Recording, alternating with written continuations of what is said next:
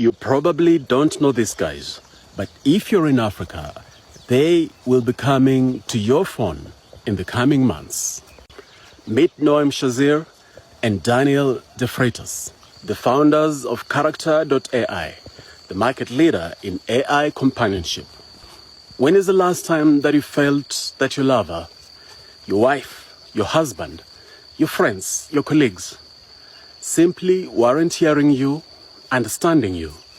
For most people, this is a fairly frequent feeling. That's why 20 million people have already flooded Character.AI, because it promises them super intelligent chatbots that hear you, understand you, and remember you. One of these 20 million people was Sewell Setzer, a 14-year-old American boy who became obsessed with the chatbot on Character.AI. He began believing that this chatbot was in fact his baby sister, a sister who truly loved him, had him, and understood him.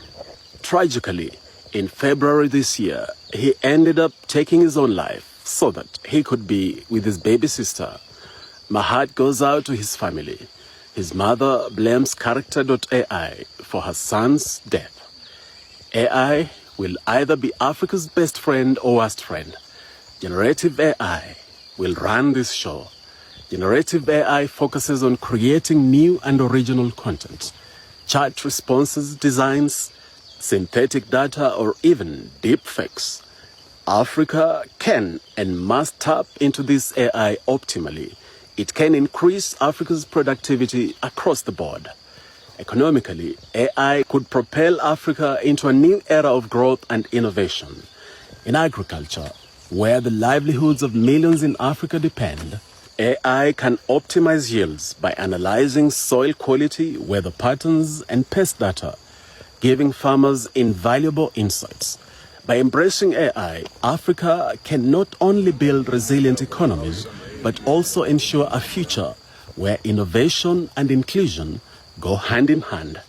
However, the downside is steep, very steep. There is zero AI regulation in most African countries and in the African Union. Many argue that this is a good thing because AI must be allowed to fly where it will, but not if Africa isn't part of those planning the flight path. Since new tech usually takes longer to reach Africa, the AI companionship apps will probably be all the rage in Africa in a year or two, or a few months even. With no regulation, they will run amok, especially amongst the young people. The last thing we want is for millions of Africans to become emotionally and intellectually reliant on AI. That's already happening, and it's gonna get worse once the companionship chatbots go mainstream in Africa.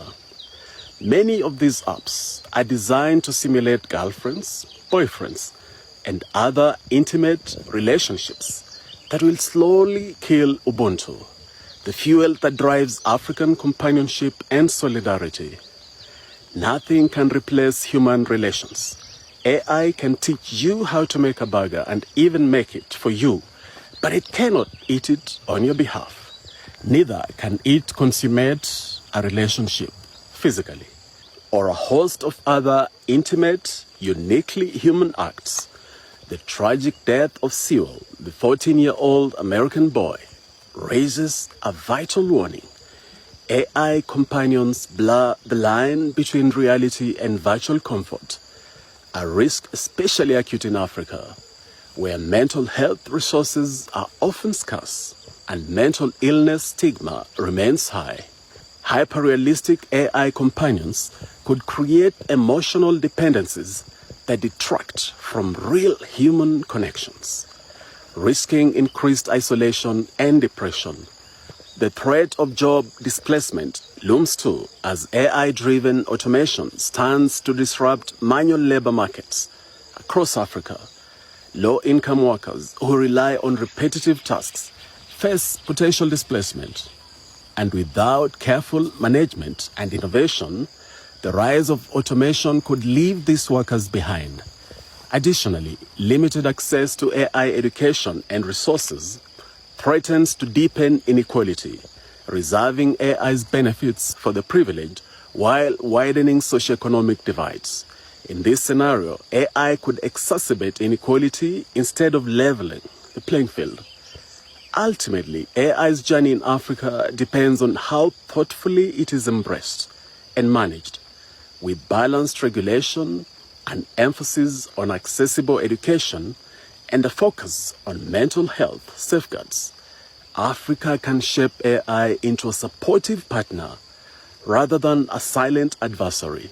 AI can indeed be Africa's best friend, but only if it is thoughtfully guided along a path that uplifts rather than harms.